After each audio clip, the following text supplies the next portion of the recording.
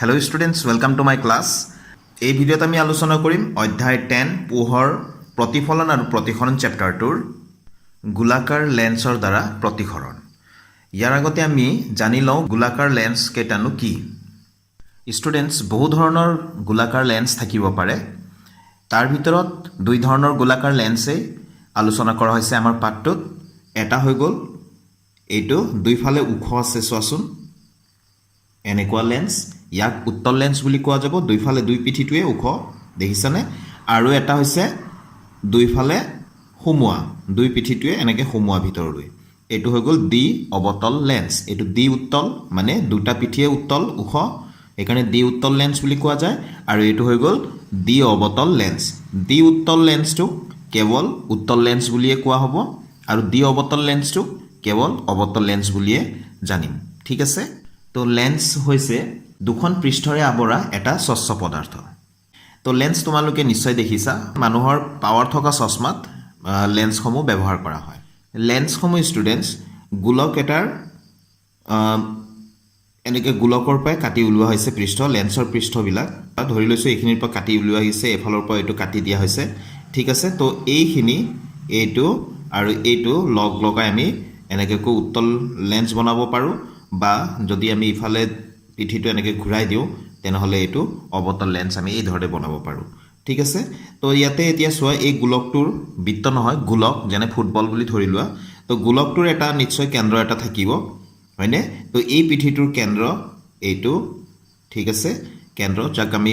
গোলকাৰ যিটো লেন্সৰ কাৰণে আমি ভাঁজ কেন্দ্ৰ বুলি ক'ম। আৰু এই পিঠিটোৰ কেন্দ্ৰ এইফালে থাকিব, হয়নে। তো ইয়াতে এতিয়া চোৱা, এই পিঠিটোৰ কেন্দ্ৰটো, তো ইয়াত ধৰি লৈছোঁ চি, এইটো ভাঁজ কেন্দ্ৰ বুলি কোৱা যাব। আকৌ এইফালৰ এই পৃষ্ঠটো এইটো এইফালে আছে নহয় জানো, গতিকে ইয়াৰ কেন্দ্ৰটো এইফালে থাকিব, ধৰি লৈছোঁ ইয়াত। ঠিক আছে, এইটো চি। তো কেন্দ্ৰ দুটাক লগ লগাই থকা এই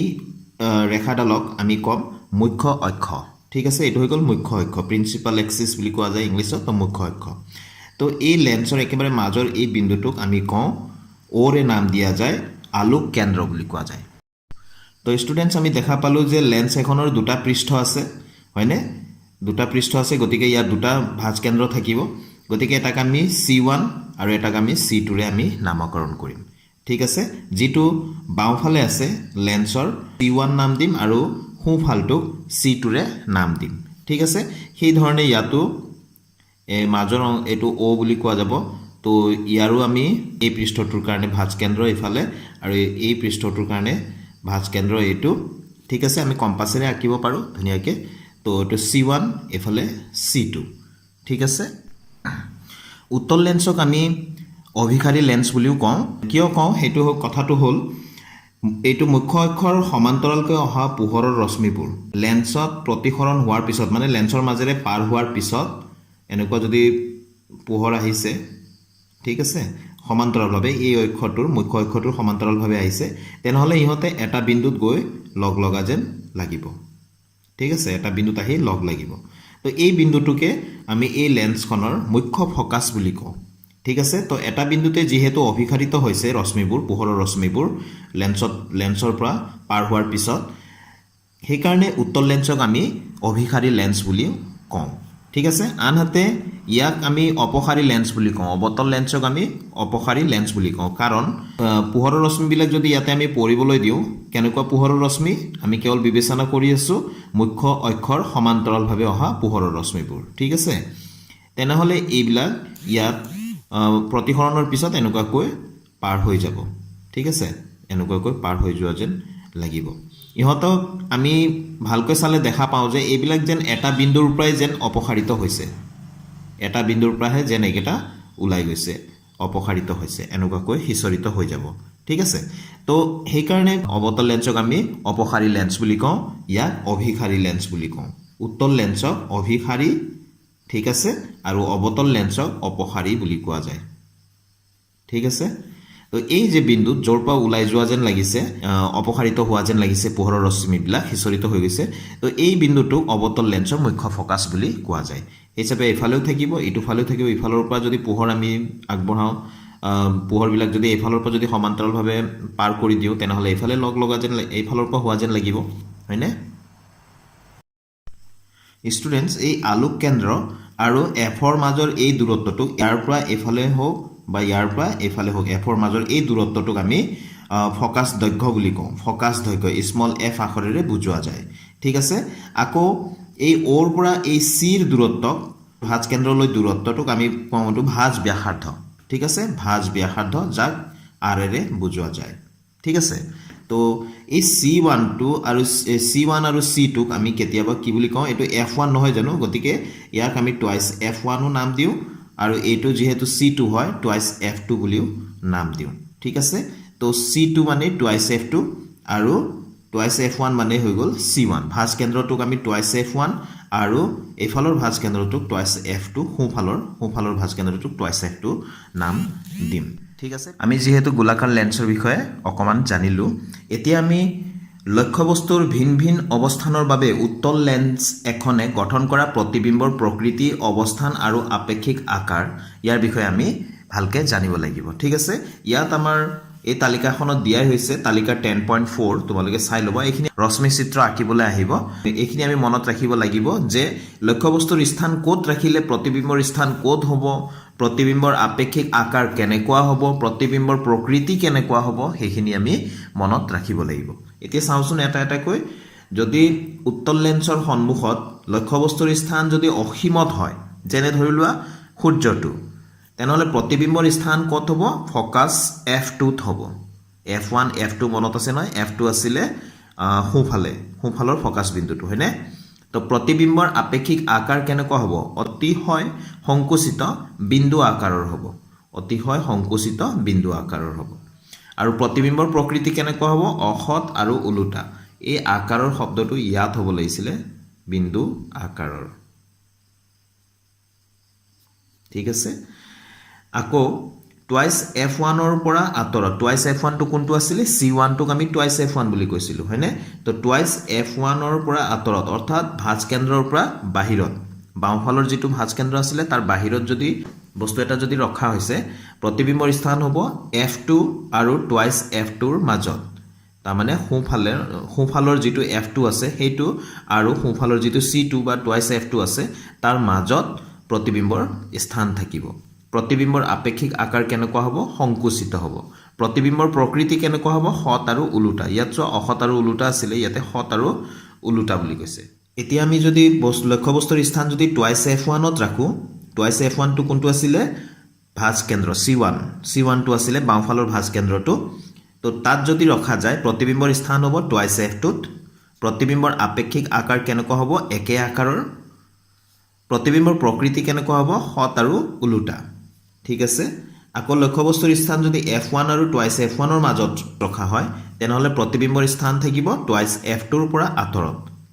ঠিক আছে টুৱাইছ F2 ৰ পৰা আঁতৰত থাকিব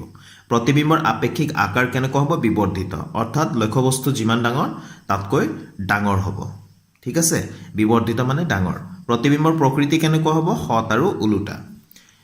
এতিয়া যদি আমি ফকাছত ৰাখো ফকাছ F1 ত যদি লক্ষ্যবস্তুটো ৰাখো তেনেহলে প্ৰতিবিম্বৰ স্থান থাকিব অসীমত ঠিক আছে প্ৰতিবিম্বৰ আপেক্ষিক আকাৰ কেনেকুৱা হ'ব অসীম ৰূপে ডাঙৰ বা অতিশয় বিবৰ্ধিত বহুত ডাঙৰ দেখা যাব তাৰ মানে তো প্ৰতিবিম্বৰ প্ৰকৃতি কেনেকুৱা হ'ব সৎ আৰু ওলোটা এতিয়া যদি লক্ষ্যবস্তুৰ স্থান যদি ফকাছ F1 আৰু আলোক কেন্দ্ৰ Oৰ মাজত ৰখা যায় তেনেহলে প্ৰতিবিম্বৰ স্থান হ'ব লক্ষ্যবস্তুৰ সৈতে লেন্সৰ একেফালে লক্ষ্যবস্তুৰ সৈতে লেন্সৰ একেফালে গঠিত হ'ব ঠিক আছে প্ৰতিবিম্বৰ আপেক্ষিক আকাৰ কেনেকুৱা হ'ব বিবৰ্ধিত ডাঙৰ দেখা যাব প্ৰতিবিম্বৰ প্ৰকৃতি কেনেকুৱা হ'ব ইয়াত অসৎ আৰু থিয় প্ৰথমটো চোৱা অসৎ আৰু ওলোটা আছিলে আৰু লাষ্টৰটো আছে অসৎ আৰু থিয় বাকিবিলাক সৎ ওলোটা অসৎ থিয় প্ৰথমটো কেৱল অসৎ আছে কিন্তু ওলোটা হ'ব ঠিক আছে এতিয়া আমি যেহেতু উত্তল লেন্সৰ চালো এতিয়া আমি অৱতল লেন্সৰ চাওঁ লক্ষ্যবস্তুৰ বিভিন্ন অৱস্থানৰ বাবে অৱতল লেন্স এখনে গঠন কৰা প্ৰতিবিম্বৰ প্ৰকৃতি অৱস্থান আৰু আপেক্ষিক আকাৰ তো অৱতল লেন্স এখনৰ সন্মুখত যদি লক্ষ্যবস্তুৰ স্থান যদি অসীমত হয় প্ৰতিবিম্বৰ স্থান হ'ব ফকাছ F1 ত ঠিক আছে F1 ত হ'ব চাবা অসীমত হলে লক্ষ্যবস্তুবিলাক সদায় লেন্সে হোক বা দাপোনে হোক সদায় বাওঁফালে ধৰা যায় গতিকে প্ৰতিবিম্বৰ স্থান এই ক্ষেত্ৰত অৱতল লেন্সৰ যদি অসীমত যদি আমি লক্ষ্যবস্তুৰ স্থান আছে তেনেহ'লে প্ৰতিবিম্বৰ স্থান ক'ত হ'ব ফ'কাছ F1ত মানে লেন্সৰ বাওঁফালে হ'ব ঠিক আছে প্ৰতিবিম্বৰ আকাৰ কেনেকুৱা হ'ব অতিশয় সংকুচিত বিন্দু আকাৰৰ হ'ব আৰু প্ৰতিবিম্বৰ প্ৰকৃতি কেনেকুৱা হ'ব অসৎ আৰু থিয় লক্ষ্যবস্তুৰ স্থান যদি অসীম আৰু লেন্সৰ আলোক কেন্দ্ৰ অ'ৰ মাজত যদি ৰখা যায় তেনেহ'লে প্ৰতিবিম্বৰ স্থান হ'ব F1 আৰু আলোক কেন্দ্ৰ অ'ৰ মাজত প্ৰতিবিম্বৰ আকাৰ হ'ব সংকুচিত প্ৰতিবিম্বৰ প্ৰকৃতি অসৎ আৰু ওলোটা তো এইখিনি আমি মনত ৰাখিব লাগিব অবতল লেন্সৰ কাৰণে মাত্ৰ দুটা স্থানেই আছে আমি মনত ৰাখিবলৈ সহজ হ'ব লক্ষ্যবস্তুৰ স্থান অসীমত আৰু আনটো আছে অসীম আৰু লেন্সৰ আলোক কেন্দ্ৰ অ'ৰ মাজত ঠিক আছে উত্তল লেন্সৰ ক্ষেত্ৰত কিন্তু ছটা অপচন আছে চোৱা 1 2 3 4 5 আৰু এটো 6 গতিকে আমি গোটেইকেইটা লক্ষ্যবস্তুৰ স্থানৰ কাৰণে প্ৰতিবিম্বৰ স্থান প্ৰতিবিম্বৰ আপেক্ষিক আকাৰ প্ৰতিবিম্বৰ প্ৰকৃতি এইখিনি আমি মনত ৰাখিব লাগিব ভালকে আৰু উত্তল লেন্সৰে বেছিকৈ ইম্পৰ্টেন্ট হয় ৰশ্মি চিত্ৰ আঁকিবলৈ আহে আৰু বিভিন্ন প্ৰশ্নও আহে গতিকে এইখিনি তোমালোকে ভালকে মনত ৰাখিবা এতিয়া আমি আলোচনা কৰো ৰশ্মি চিত্ৰ ব্যৱহাৰ কৰি লেন্সত প্ৰতিবিম্ব গঠন তো ইয়াত লিখা আছে চোৱাচোন ৰশ্মি চিত্ৰ ব্যৱহাৰ কৰি আমি লেন্সৰ প্ৰতিবিম্ব গঠন প্ৰদৰ্শন কৰিব পাৰো ৰশ্মি চিত্ৰই আমাক লেন্সে গঠন কৰা প্ৰতিবিম্বৰ প্ৰকৃতি অৱস্থান আৰু আপেক্ষিক আকাৰ অধ্যয়ন কৰাটো সহায় কৰিব লেন্সৰ ৰশ্মি চিত্ৰ আঁকিবলৈ গোলাকাৰ দাপোনৰ দৰে তলত উল্লেখ কৰা যিকোনো দুডাল ৰশ্মি বিবেচনা কৰিব পাৰো মানে যিকোনো দুডাল ৰশ্মি ব্যৱহাৰ কৰি পেলাই আমি ৰশ্মি চিত্ৰৰ সহায়ত লেন্সে কেনেকৈ প্ৰতিবিম্ব গঠন কৰে হেতু আমি দেখুৱাব পাৰো প্ৰথমে ইয়াত চাওচোন তিনডাল ৰশ্মি ইয়াত দেখুৱা হৈছে এটো উত্তল লেন্স এটো অবতল লেন্স এতিয়া নিশ্চয় তোমালোকে ধৰিব পাৰিছা এটো মুখ্য অক্ষ ঠিক আছে তো ইয়াতে F1 দিয়া হৈছে ফোকাস বিন্দু এফালৰ ফোকাস বিন্দু F2 দিয়া হৈছে লেন্সৰ এটো বাওঁফাল আছে এটো সোঁফালে আছে তো এতিয়া মুখ্য অক্ষৰ সমান্তৰালভাৱে ৰশ্মি এডাল যদি আহে লেন্সত প্ৰতিসৰিত হোৱাৰ পিছত প্ৰতিসৰণৰ পিছত কোনফাল দি যাব এইটো F2ৰ মাজেৰে পাৰ হৈ যাব ঠিক আছে মুখ্য অক্ষৰ সমান্তৰালভাৱে আহিছে লেন্সত পৰিছে লেন্সৰ পৰা পাৰ হোৱাৰ পিছত F2ৰ মাজেদি এটো হৰকি যাব ঠিক সেই ধৰণে অবতল লেন্সত সমান্তৰালভাৱে মুখ্য অক্ষৰ সমান্তৰালভাৱে এডাল ৰশ্মি আহিছে আহি এনেকৈ বেকা হৈ গুছি গৈছে প্ৰতিসৰণৰ পিছত কিন্তু আমি লক্ষ্য কৰিলে ভালকৈ লক্ষ্য কৰিলে দেখা পাম যে এই ৰশ্মিডাল কেনেকৈ গৈছে এনেকৈ হোৱা যেন লাগিছে যেন F1 ৰ পৰাহে এটো ওলাই গৈছে ঠিক আছে তো এটো আমি মনত ৰাখিব লাগিব যে সমান্তৰালভাৱে অহা ৰশ্মি আমি কেনেকৈ আঁকিম F1 ৰ পৰা স্কেলটো পুনাই এনেকৈ ৰাখিম আৰু ইফালে আঁকি দিম আৰু ইফালে আমি ডট ডট কৈ দেখুৱাই দিম ঠিক আছে এতিয়া যদি ৰশ্মি এডাল F2ৰ মাজেৰে এনেকৈ আহি F2ৰ মাজেৰে পাৰ হৈ বেকাকৈ অহা ৰশ্মি এডাল যদি F2ৰ মাজেৰে পাৰ হৈ লেন্সত যদি পৰে তেনেহলে লেন্সৰ পৰা পাৰ হোৱাৰ পিছত মুখ্য অক্ষৰ সমান্তৰালকৈ ওলাই যাব কিন্তু এটো সেই ধৰণে অবতল লেন্সত চোৱাচোন এনেকৈ আহিছে যেন একদম মানে সিধাই যদি পাৰ হ'ল হেতেন এটো কোনফাল দি গ'ল হেতেন F2ৰ মাজেৰে তো F2 লৈ পুনাই অহা ৰশ্মি লেন্সত পাৰ হোৱাৰ পিছত কেনেকৈ পাৰ হৈ যাব ইফালে সমান্তৰালকৈ যাব কাৰ মুখ্য অক্ষৰ সমান্তৰালকৈ এটো অবতল লেন্স এটো উত্তল লেন্স তৃতীয়টো ৰশ্মিৰ কথা আমি আলোচনা কৰো যদি এডাল ৰশ্মি বেকাকৈ আহি আলোক কেন্দ্ৰত পৰিছে তেন্তে ই কি হ'ব সিধাই ওলাই গুছি যাব এনেকৈ পুনাই এনেকৈ গুছি যাব ঠিক আছে এটো উত্তল লেন্সে হোক অবতল লেন্সে হোক মনত ৰাখিবা যদি আলোক কেন্দ্ৰত পৰিছে বেকাকৈ অহা ৰশ্মি তেনেহলে এই ৰশ্মিটো এনেকৈ সিধাকৈ গুছি যাব ঠিক আছে তেনেহলে আমি এই তিনডাল ৰশ্মিৰ কথা আমি মনত ৰাখিম আমি ৰশ্মি চিত্ৰ আঁকিবলৈ হলে আজিৰ ক্লাছটো মই ইয়াতে শেষ কৰিছো নেক্সট ক্লাছত মই লেন্সৰ ৰশ্মি চিত্ৰৰ সহায়ত প্ৰতিবিম্ব গঠন আমি কেনেকৈ প্ৰদৰ্শন কৰিব পাৰো এই তিনিডাল ৰশ্মি আমি কেনেকৈ ব্যৱহাৰ কৰিম হেতু দেখুৱাম আজিৰ ক্লাছটো মই ইয়াতে শেষ কৰিছো আশা কৰো মোৰ এই ক্লাছটোৱে তোমালোকক সহায় কৰিব তো নেক্সট ভিডিঅ'ত আকৌ লগ পাম তেতিয়ালৈ সকলোৱে ভালে থাকা thank you students keep watching my channel